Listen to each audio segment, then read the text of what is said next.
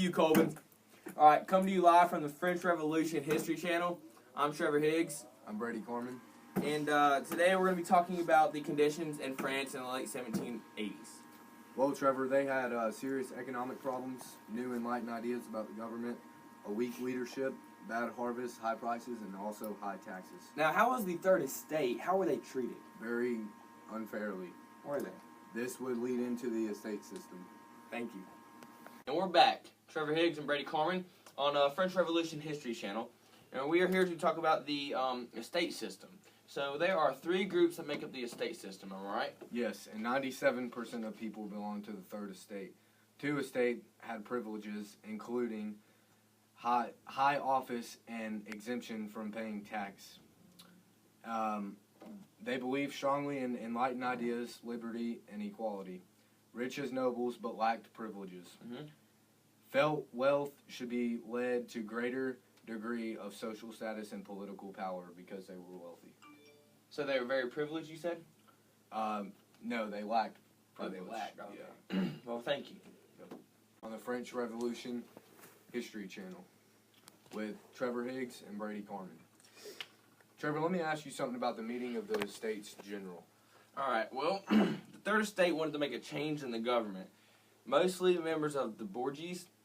So they insisted of all three states meet together. So the king, he sided with the nobles, but the Third Estate was determined to get power. If you didn't know that. And a leading spokesperson for the cause of the clergyman named Emmanuel. And on June 17th, 1789, they voted to establish the National Assembly in effect, proclaiming the end of absolute monarchy and beginning in representative government. First act of revolution. Me, Trevor Higgs, and Brady Carmen on French Revolution History Channel. So, Brady, tell me a couple things about the tennis court oath. Well, Trevor, 3 days later, the Third Estate found themselves locked out of their meeting room. They broke down the door to an indoor tennis court, pledging to stay until they had drawn up a new constitution. This became known as the tennis court oath. Nobles and members of the clergy who favored reform joined the Third Estate. Not to interrupt you. So, the reason it's called tennis court oath is because it happened on a tennis court? Yes, they broke down a door to an indoor tennis court. Interesting. And stayed in there.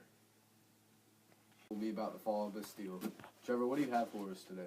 Well, today, rumors flew around that Louis XIV wanted to force and get rid of the National Assembly. Others said foreign troops were coming to start a massacre with the French citizens.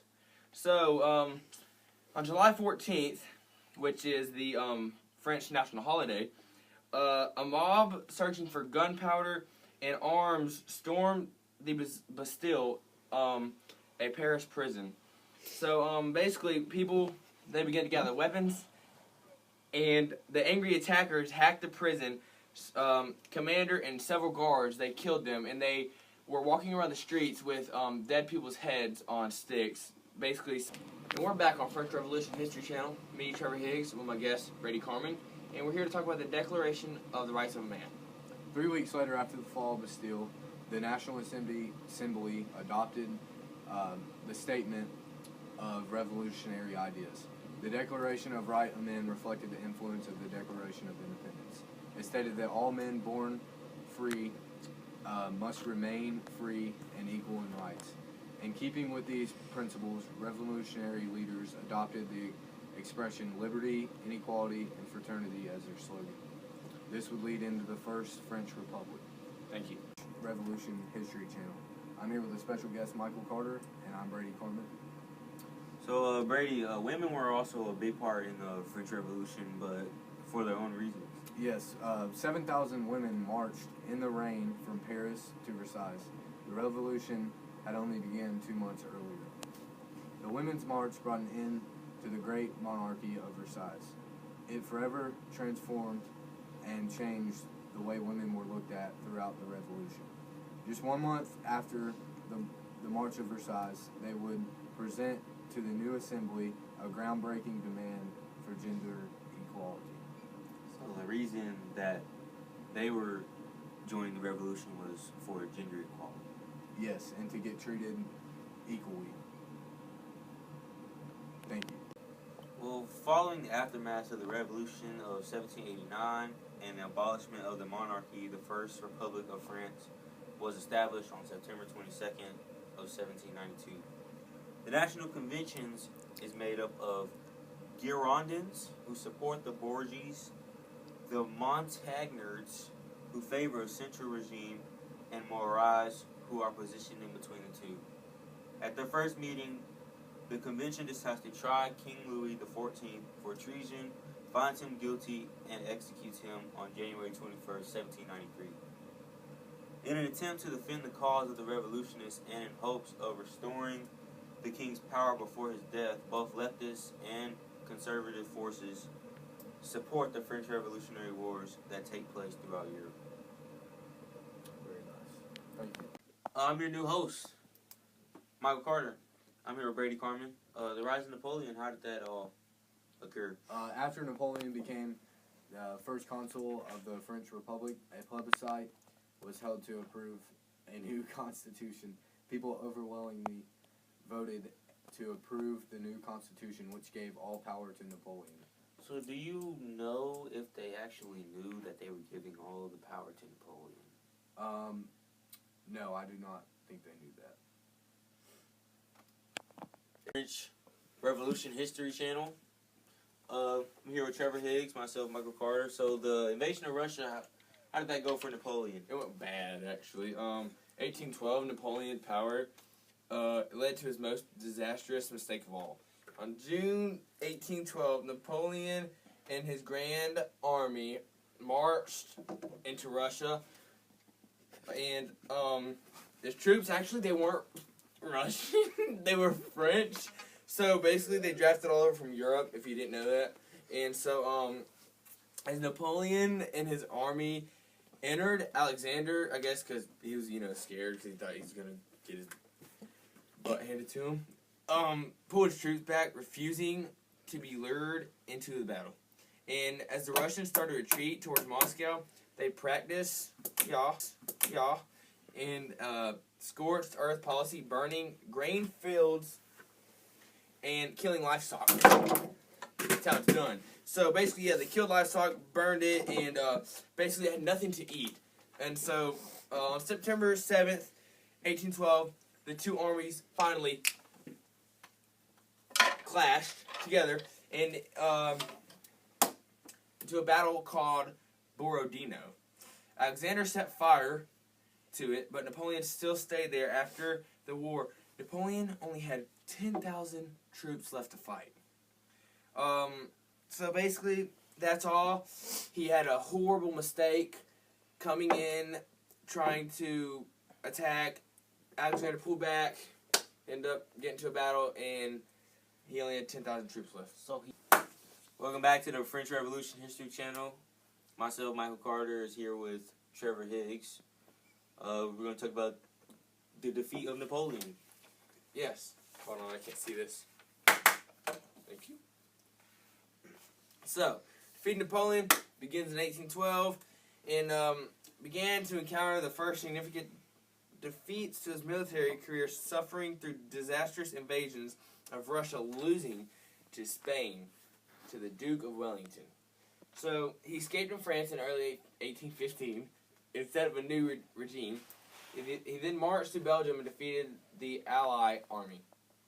And in 1815, Napoleon defeated the Prussians and then sent about a third of his army retreating to Prussians. Then Napoleon defeated the Prussians and then sent about a third of his army retreating to Prussians. Then he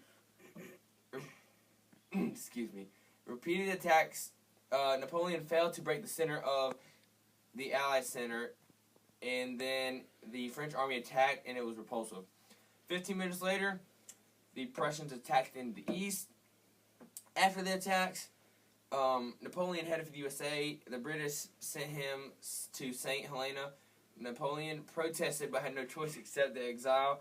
He then lived quietly on St. Helena laying up for 6 years until his death in 1821. So he pretty much ran away. Basically. Yeah, nice. Thank you. And basically, he's going to explain to us today about the Congress of Vienna. Mike, the Congress was invented in 1815 by the 4 European powers that defeated Napoleon. The first goal was to establish a balanced power. Persian boundaries were expanded westward to confront the French with a greater power on the eastern border. Disagreements between Russia and Persia on the one hand and Britain and Austria on the other about boundary provisions in Eastern Europe led to a threat of renewed hostilities. The new French government, under the restored Bourbon dynasty in the person of King Louis XVIII, was enlisted as an ally by the British. France was invited to send a representative to the Congress of Vienna and was thereafter involved as the fifth great power of the Grand Alliance. Agreement was to establish a balanced power. Persian boundaries were expanded westward to confront the French with a greater power on the eastern border. Disagreements between Russia and Persia on the one hand and Britain and Austria on the other about boundary provisions in Eastern Europe led to a threat of renewed hostilities. The new French government, under the restored Bourbon dynasty in the person of King Louis XVIII, was enlisted as an ally by the British. France was invited to send a representative to the Congress of Vienna and was thereafter involved as the fifth great power of the Grand Alliance. Agreement was reached avoiding war. The Revolution of 1830 was not truly a revolution, it was merely a cope defeat which preserved the political power of the upper class, which resulted in the French Revolution. It's Revolution History Channel. Here with Michael Carter, and I'm Brady Carmen. Mike, today's question is, how did the French Revolution contribute to the growth of democracy? The French Revolution really introduced democratic ideas to the people, especially like by the enlightened thinkers and success of the American Revolution against the British. They pretty much thought they could do it too by going along with the same ideas. The revolution pretty much laid a long-lasting foundation for a unified state, a strong central government, and a free society dominated by the middle class and landowners, so that everybody had their freedoms as a human being. Thank you.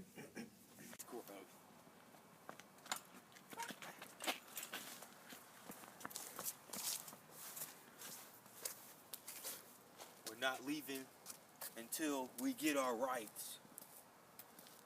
Give us our rights now. We want our rights. Give us them now.